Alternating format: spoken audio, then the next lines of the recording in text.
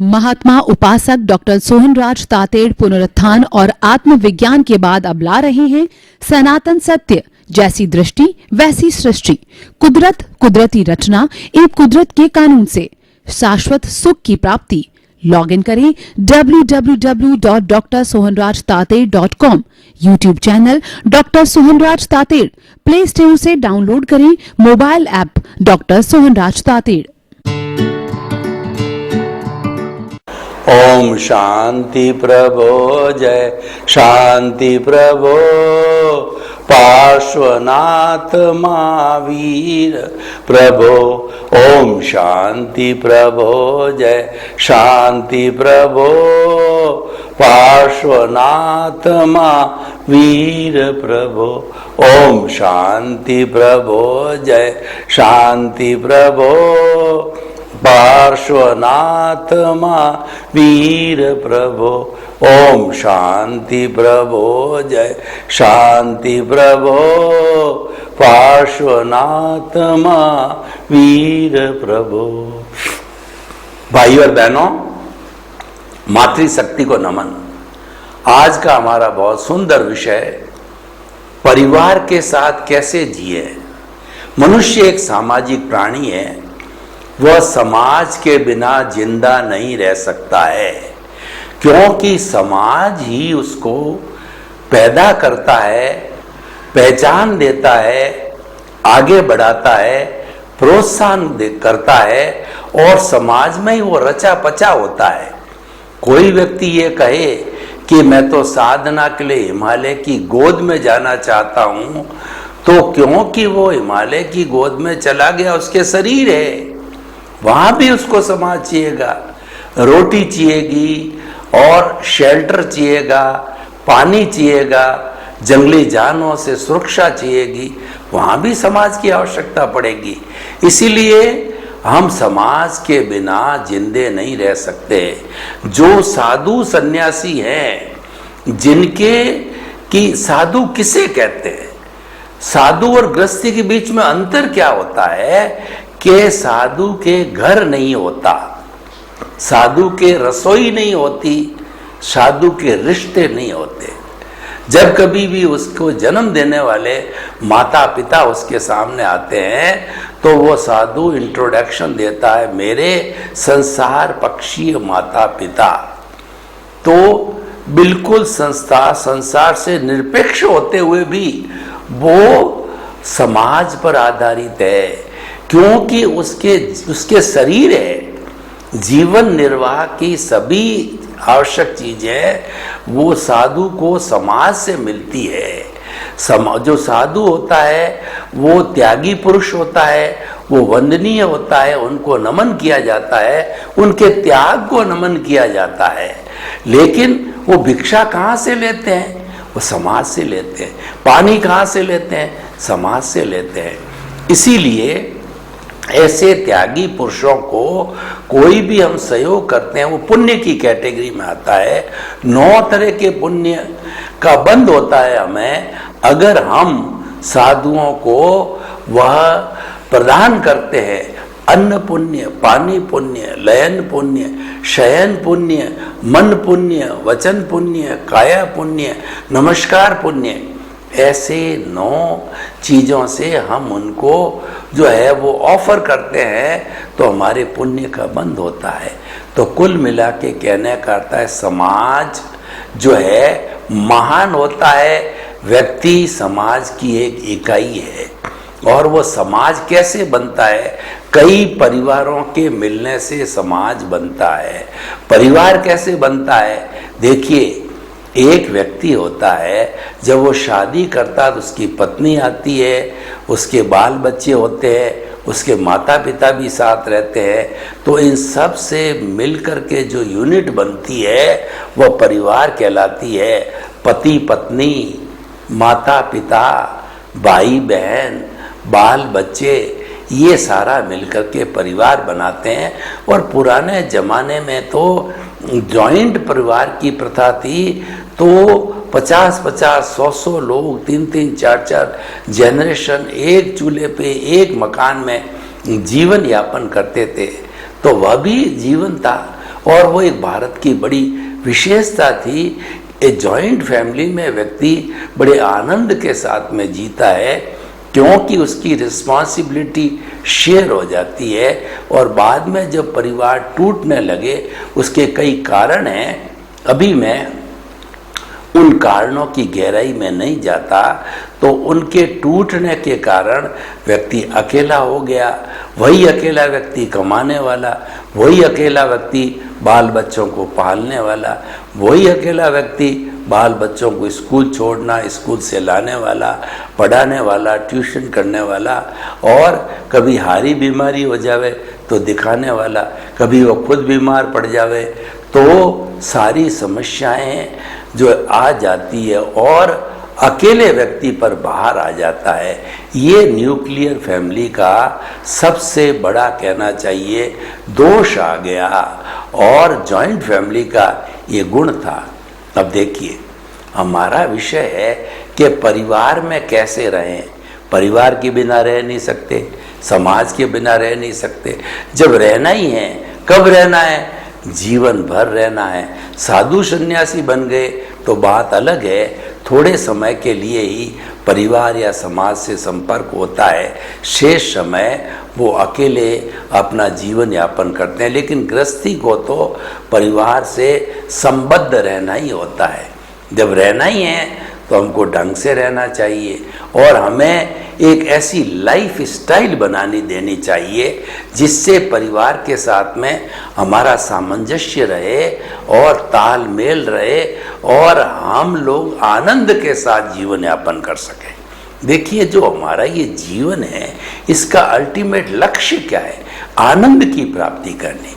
चाहे हमारा लौकिक जगत हो, चाहे हमारा आध्यात्मिक जगत हो, चाहे बाहर का जगत हो, चाहे भीतर का जगत हो, चाहे व्यवहार का जगत हो, चाहे निश्चय का जगत हो, दोनों का उद्देश्य है आनंद की प्राप्ति करना। जब व्यक्ति टेंशन में रहता है तो वह चिंतातुर हो जाता है, और व्यक्ति सोचता है कि मैं मेंटल पीस में रहूं। और जो व्यक्ति मेंटल पीस में रहता है वो हमेशा आनंद की, सुख की अनुभूति करता है। तो इसीलिए मेंटल पीस कहिए, आनंद कहिए, प्रसन्नता कहिए, ये जीवन का मुख्य ध्येय हो गया। तो हमारे परिवार का मुख्य ध्येय है आनंद की प्राप्ति करना, प्रसन्नता की प्राप्ति करना, खुशी की प्राप्ति करना। इसको मध्य नजर रखते हुए हमें परिवार में जीना चाहिए। देखिए, परिवार निभता कब है या हम सबके लिए प्रिय कब बनते हैं, वो कुछ सूत्र मैं आपको देना चाहता हूँ। पहला सूत्र है सहनशीलता। जो व्यक्ति सहनशील होता है, जिसमें टॉलरेंस पावर होती है, उसको कोई तकलीफ नहीं होती परिवार के अंदर। क्योंकि परिवार में बड़े सदस्य भी होते हैं, छोटे सदस्य भी होते हैं। बड़े सदस्यों की जो है कई बार ताड़ना मिल जाती है, या सलाह मिल जाती है, निर्देश मिल जाता है, और कई बार इच्छा के विरुद्ध मिल जाता है तो भी पालन करना होता है। और कई बार जो छोटे होते हैं, वात्सल्य के वशीभूत, वो हमारे पे भार ज़्यादा डाल देते हैं, वो भी सहन करना होता है। यानी अगर सहनशीलता आपकी सही है, आपको बात बात पे इरिटेशन नहीं होता, गुस्सा नहीं आता, आप तनुक मिजाजी नहीं हैं, तो आप परिवार में बहुत अच्छा जीवन जी सकते हैं। और इसके विरुद्ध आपको गुस्सा आता है, आपका शॉर्ट टेम्परामेंट है, और आप प्रतिक्रिया करते हो, तो आप सुखी जीवन नहीं जी सकते हो। तो पहली शर्त है कि सहनशीलता। दूसरी बात है त्याग की वृत्ति। देखिए, जहाँ हम परिवार में रहते हैं, सेक्रीफाइस करना होता है। कभी कम मिल जाता है खाना पीने का आइटम, कपड़े का आइटम, सोने का आइटम, एसी का है, सुख का सुविधा है, घूमने का फिरने का, कभी बराबर मिल जाती, कभी कम मिल जाती है। तो दोनों स्थितियों के अंदर सेक्रीफाइस करना चाहिए। कभी छोटे भाई के लिए सेक्रीफाइस कर जाना पड़ता है, कभी फादर के लिए सेक्रीफाइस करना पड़ता है, कभी मदर के लिए सेक्रीफाइस करना पड़ता है। तो ये जो त्याग की वृत्ति है, इससे हम अच्छा सामंजस्य परिवार में बना सकते हैं। उदाहरण के तौर पर देखिए, घर के अंदर अच्छे मोदक बने हैं, लड्डू बने हैं। घर में कुल 5 सदस्य है और 5 बड़े बड़े लड्डू बने हैं, आपको वो अच्छा लगा, आपने आपके हिस्से में 1 आता है और आपने जो है वो 2 खा लिए, इसका मतलब कोई न कोई वंचित रह गया, तो वह प्रतिक्रिया करेगा और जब मालूम पड़ेगा कि भैया ने जो है मेरा लॉइन शेयर ले लिया, तो वह आपके प्रति रुष्ट हो जाएगा, आपके प्रति उसमें असम्मान की भावना हो जाएगी। पुराने समय में आप देखिए कि जो हमारी माताएं होती थी वो सबका इक्वल डिस्ट्रीब्यूशन करती थी, कपड़े का हो चाहे खाने पीने का हो, और कोई मेंबर अगर जो है वो 4-6 घंटे काम पे बाहर गया हुआ हो, उसके हिस्से की चीज़ वो अलग रखती थी और वो जब आता था तब उसको देती थी। तो इस तरीके से जो है त्याग की वृत्ति आने के कारण जो है हमारे परिवार के बीच में सामंजस्य रहता है और टिटबिट्स नहीं होती है, तू मैं नहीं होती है, त्याग की वृत्ति। तीसरी बात प्रेम। प्रेम सबसे बड़ा रसायन है और जब तक प्रेम जो है हमारे परिवार के अंदर नहीं आता है और प्रेम परिवार का आधार नहीं बनता है तो परिवार सुखी नहीं रह सकता है। क्योंकि देखिए कि प्रेम से हम किसी व्यक्ति के साथ सलूक करते हैं तो वह भी प्रसन्न रहता है, हम भी प्रसन्न रहते हैं। प्रेम ऐसा रसायन है कि हमारे भीतर सीरोटोनिन इत्यादि अच्छे अच्छे हार्मोन्स बनाता है जो हमको प्रसन्नता देता है, खुशी देता है, आनंद देता है। तो हमें जो है प्रेम का वातावरण घर में बनाए रखना चाहिए, किसी भी तरीके से कटुता नहीं आनी चाहिए और किसी बात को लेकर टू एयर इज ह्यूमन, व्यक्ति गलती का पुतला है, गलती हो जाती है तो कोई बात नहीं है। गलती होने के बाद जो है हमें वो स्वीकार करनी चाहिए, क्षमा याचना करनी चाहिए, प्रतिक्रमण करना चाहिए और पुनः गलती न हो उसका संकल्प करना चाहिए, रास्ता निकालना चाहिए। ये भी संभव, लेकिन ग्रंथि और गांठ नहीं बननी चाहिए। जब हमारे भीतर गांठ बन जाती है तो वो गांठ बहुत तकलीफ करती है। आप देखिए कोई धागा बिना गांठ का हो तो सुई के अंदर आगे से आगे सीधा चलता रहता है और गांठ आई कि वो रुक जाता है। तो इस पे रहीमदास जी ने क्या कहा है कि रहीमन धागा प्रेम का मत तोड़ो छिटकाए, टूटे फर न मिले और मिले गांठ पड़ जाए। ये जो गांठें हैं, ग्रंथियां हैं, ये खराब है। ये अगर सुलझाई नहीं जाती है और पड़ती रहती है तो अलगाव की स्थिति आ जाती है, दूरियां बढ़ती जाती है। दूरियां बढ़ती है तो मन मुटाव होता है और मन मुटाव से खिन्नता आती है, अप्रसन्नता आती है, तनाव आता है और व्यक्ति जो है वह जो कहना चाहिए डिप्रेशन का शिकार हो जाता है। तो इसीलिए कभी भी गांठ नहीं बनानी चाहिए और प्रेम का वातावरण, प्रेम जो है एक ऐसा कहना चाहिए कि वो हार्मोन्स है कि वो सभी जो है में चेंजेस ले आता है। जो कबीरदास जी ने कहा कि पोथी पढ़ पढ़ जग मुआ और पंडित भयानक होए, ढाई आखर प्रेम का और पढ़े सो पंडित होए। सिर्फ ढाई अक्षर है प्रेम। आप कितने भी धर्म ग्रंथ पढ़ लो, कितने भी बड़े विद्वान हो जाओ, लेकिन आपने प्रेम की भाषा नहीं पढ़ी है, प्रेम करना नहीं जानते, प्रेम लुटाना नहीं जानते, तो आप बड़े पंडित नहीं बन सकते। विद्वान तो बन सकते हो। विद्वान तो क्या है, तोता रटंत करता है, वह ग्रंथ को रटता है, लेकिन पंडित होता है उसको अनुभव में लाता है, उसको ज्ञान में परिणित लाता है। और पंडित होता है वो किसी को आहत नहीं करता, किसी के साथ अन्याय नहीं करता, किसी को कष्ट नहीं पहुंचाना है, पहुंच भी गया तो तुरंत क्षमा याचना करता है। पंडित में और विद्वान में रात दिन का अंतर होता है। विद्वान होता है, इंटेलेक्चुअल होता है, वो बुद्धि के लेवल पर काम करता है। पंडित होता है वो प्रज्ञा के लेवल पर काम करता है। प्रज्ञा भीतर रहती है और जो हमारी बुद्धि जो है वो भी भीतर रहती है, लेकिन उसकी एप्लीकेशन शब्दों तक है। मैं जो शब्द बोल रहा हूँ हर व्यक्ति बोलता है, और शब्द हर एक के अलग अलग होते हैं, तो शब्दों के अंदर क्या है कि भेद पैदा हो जाता है, विषमता आ जाती है। प्रज्ञा में नहीं आती, प्रज्ञा में शब्द नहीं है, वहाँ तो वाइब्रेशन का जगत है, भीतर का जगत है, उसको हम इंट्यूशनल कहते हैं। उसको प्रज्ञा के संसार को जो है हम जो है सच्चा ज्ञान कहते हैं, सम्यक दर्शन कहते हैं, और वो सत्य का संसार कहा जाता है। और वहीं पे व्यक्ति बदलता है, और जो व्यक्ति उसको टच कर लेता है सबको परम सत्य मिल जाता है। चाहे ईसा मसीह हो, चाहे मोहम्मद साहब हो, चाहे गुरु नानक हो, चाहे महावीर हो, चाहे 24 तीर्थंकर हो, चाहे कोई भी महापुरुष हो, जब उस प्रज्ञा के जगत में जाता है, इंट्यूशनल के जगत में जाता है, तो उसको सभी को एक सा सत्य मिलता है, तभी वो एक बात कहते हैं। तो भाई और बहनों, हम जो बात बता रहे थे कि हमें परिवार में कैसे जीना, परिवार में शांतिपूर्ण सह अस्तित्व होना चाहिए। शांतिपूर्ण सह अस्तित्व के हम आपको सूत्र बता रहे हैं: सहनशीलता, त्याग, प्रेम, सौहार्द, करुणा, सहयोग। और सबसे बड़ी बात है, सहयोग की भावना होनी चाहिए।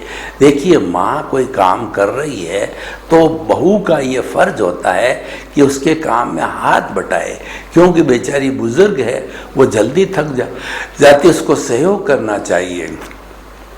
आपका बड़ा भाई और आप छोटे भाई हो तो बड़े भाई के पास काम ज़्यादा है, उसका हाथ बटाइए, उसको सहयोग कीजिए। पिताजी के काम में भी सहयोग कीजिए ताकि काम अच्छा हो जावे। तो इस तरह से सहयोग की भावना से एक अकेला थक जाएगा, मिलकर बोझ उठाना, साथ ही रहे साथ ही रहे। जब हम मिलकर के कोई भी काम को करते हैं तो काम बहुत आसान हो जाता है, वो काम बढ़ जाता है, थोड़ा थोड़ा हिस्से में आता है। और अकेले पर होता है तो बहुत भारी भारी लगने लग जाता है। सहयोग की भावना परिवार में होना ज़रूरी है। ऐसा नहीं होना चाहिए कि मेरा काम थोड़ा ही है, मैं क्यों करूं। अरे काम किसी का हो, लेकिन काम तो परिवार का है ना। तो इसीलिए परिवार के काम में सहयोग चलाकर कहना चाहिए। और जो व्यक्ति सहयोग की भावना से ओतप्रोत हो जाता है वो हमेशा सहयोग करता है, हैबिट बनानी पड़ती है। देखिए, 3 तरह की चीजें होती: वृत्ति, प्रवृत्ति और प्रकृति। मान लीजिए मैं किसी का सहयोग करता हूँ, एक बार किया तो वृत्ति कहलाई, फिर 2, 4, 5 बार किसी का सहयोग किया, वो प्रवृत्ति कहलाई। और प्रवृत्ति करते करते जो है प्रकृति बन जाती है कि वो सहयोग वो करता ही रहता है। इसीलिए जो व्यक्ति मेहनत करता है उसकी प्रकृति मेहनत की हो जाती है। जो व्यक्ति सोता रहता है उसकी प्रकृति सोने की हो जाती है, आलसी की होती है। तो आप अपनी प्रकृति को, नेचर को कैसे बनाती है? ये बॉडी भगवान ने जो दी है ऐसी फ्लेक्सिबल है कि हर एक में डल जाती है।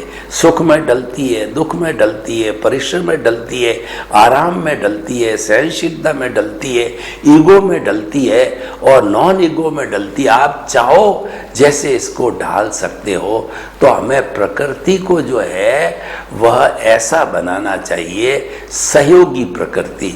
उसके लिए परिश्रम करते रहना। जो सम, शम और श्रम की संस्कृति में विश्वास करता है उसकी प्रकृति अच्छी होती। सम का मतलब होता है संभाव, जैसी भी स्थिति, सुख की, दुख की, लाभ की, हानि की, तिरस्कार की और जो कहना चाहिए सम्मान की, उन दोनों को बराबर समझे, एक साथ समझे, वो शम स्थिति।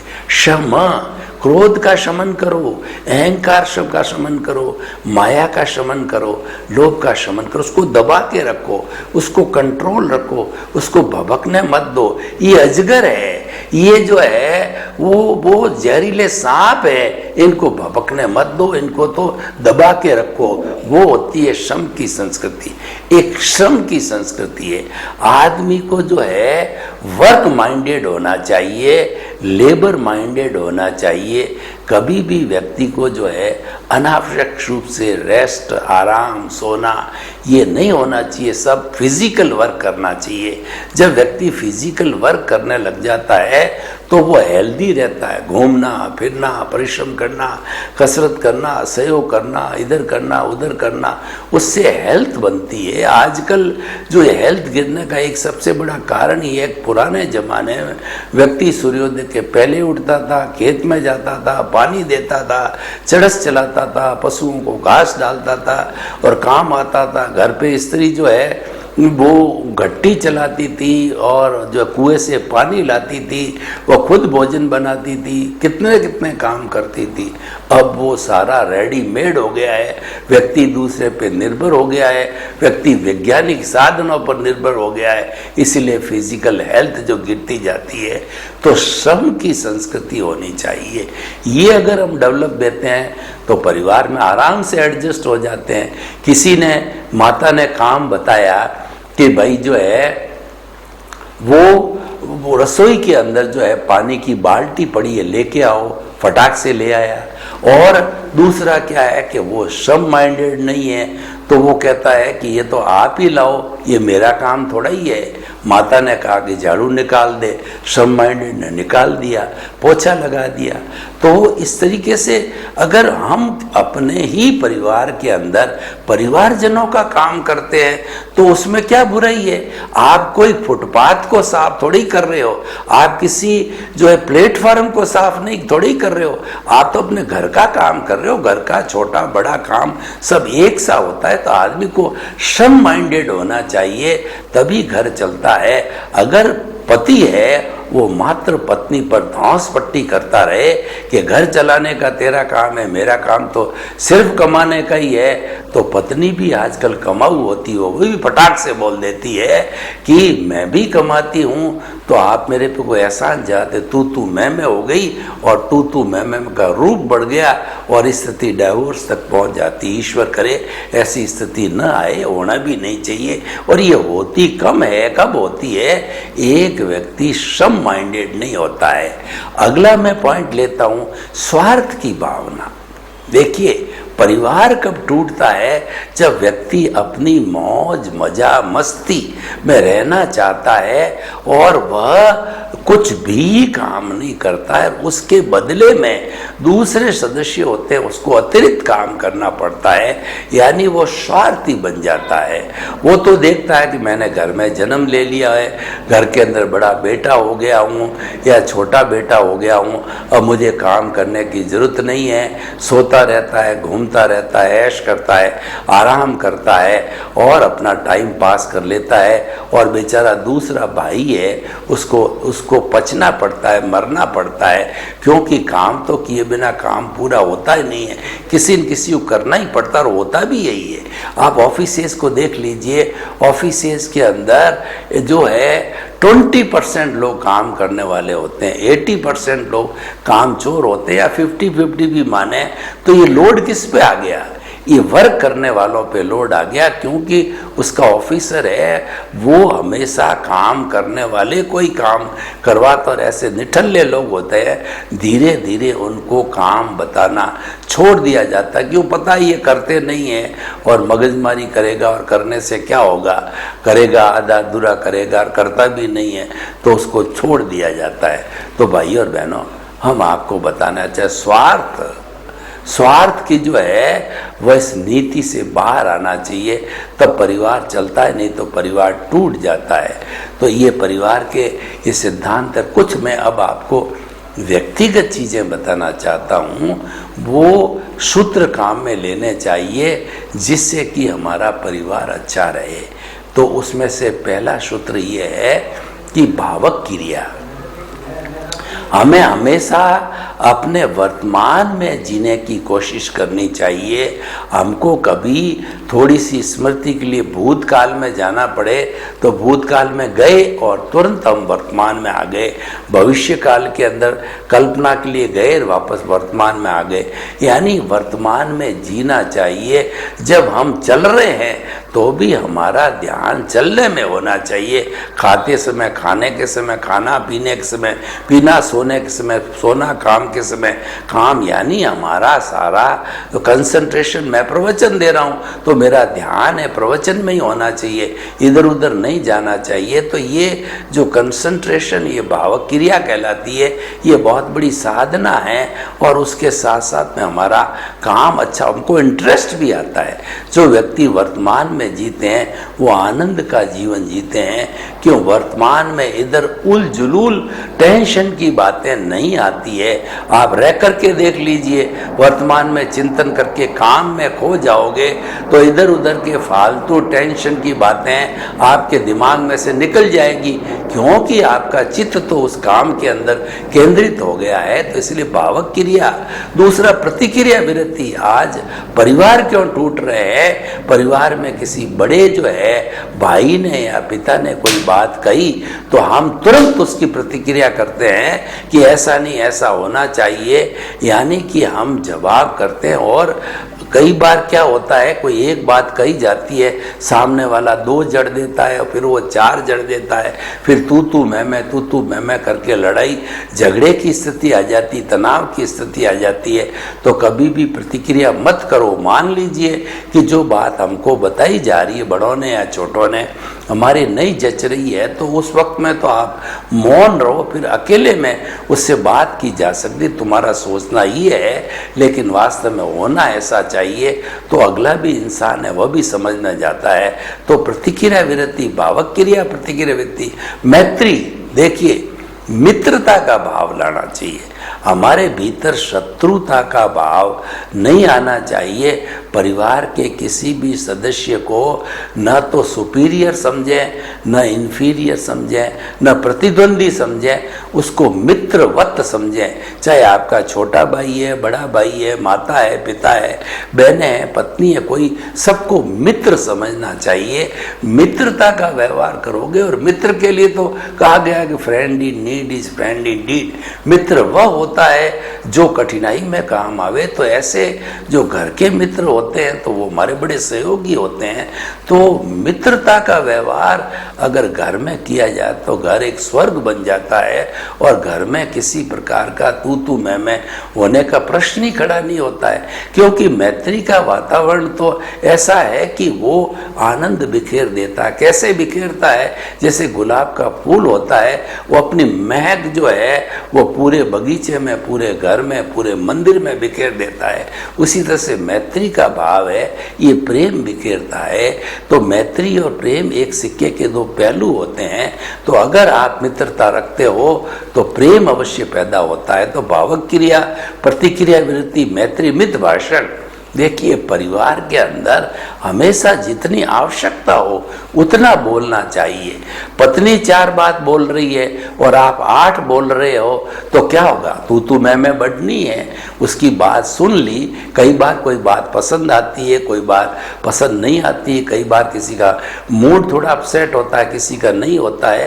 तो आप जो है वह मित भाषण किया, थोड़ा आवश्यकता हो उतना ही बोला, क्योंकि आवश्यकता के अनुसार तो बोलना ही पड़ता है, वरना अर्थ का अनर्थ हो जाता है।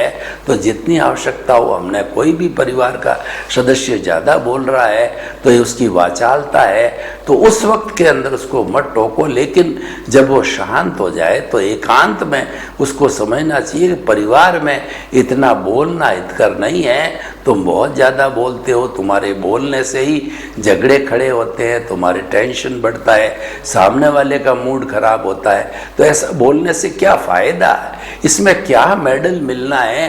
क्या जीत होने वाली? जो कम बोलता है वही जीतता है, क्योंकि वह कम बोलने से झंझट नहीं बढ़ता है और बात भी समझ में आ जाती है।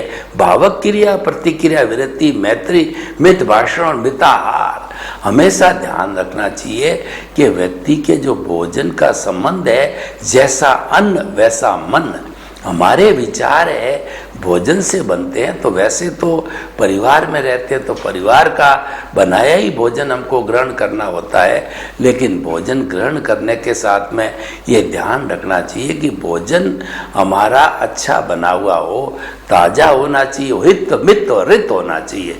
हित का मतलब भोजन हितकारी होना चाहिए। हितकारी का अर्थ क्या होगा? अगर मेडिकल साइंस की भाषा में बात करूं, वो न्यूट्रिशियस होना चाहिए। न्यूट्रिशियस फूड कौन सा होता है? 20% प्रोटीन हो, 10% कार्बोरेट हो और 10% फैट हो, उसमें 60% पानी हो, 6% मिनरल हो। ये सारी होने से वो न्यूट्रिशियस होता है। मित का मतलब मात्रा में लेना चाहिए भोजन। कभी भी अतिरिक्त मात्रा में ले, आलस्य बढ़ेगा, काम नहीं कर पाओगे और फिर सारा चीज़ इफेक्ट उससे होता है। तो हित मित रित भोजन होना चाहिए। ये कुछ सूत्र मैंने आपको बताए व्यक्तिगत स्तर के लिए और परिवार के सभी सदस्यों के लिए। दोनों तरह के सूत्र मैंने बताए हैं। इन सूत्रों को अगर हम पालन करें तो हमारा परिवार एक स्वर्ग बन सकता है और स्वर्ग बनाना चाहिए। घर एक मंदिर, घर होता है हमारा एक मंदिर का रूप होता है, उसमें माता पिता देवता होते हैं, उनकी पूजा होनी चाहिए। ऐसा घर होता है तो वह स्वर्ग से कम नहीं होता है। सर्वे भवन्तु सुखिनः, सर्वे सन्तु निरामया। लोक के सब जीवों को सुख मिले, शांति मिले, आनंद मिले, प्रेम मिले, सौहार्द मिले और सभी हम भाई भाई भातृत्व और प्रेम के वातावरण से, भाईचारे के वातावरण से जीवन यापन कर स्वर्ग को धरती पर उतार लावे। आपके प्रति मंगल भावना। ओम शांति। महात्मा उपासक डॉक्टर सोहनराज तातेड़ पुनरुत्थान और आत्मविज्ञान के बाद अब ला रहे हैं सनातन सत्य, जैसी दृष्टि वैसी सृष्टि, कुदरत कुदरती रचना एक कुदरत के कानून से शाश्वत सुख की प्राप्ति। लॉग इन करें www.drsohanrajtated.com। YouTube channel doctor Sohanraj Tated, play store से डाउनलोड करें mobile app doctor Sohanraj Tated.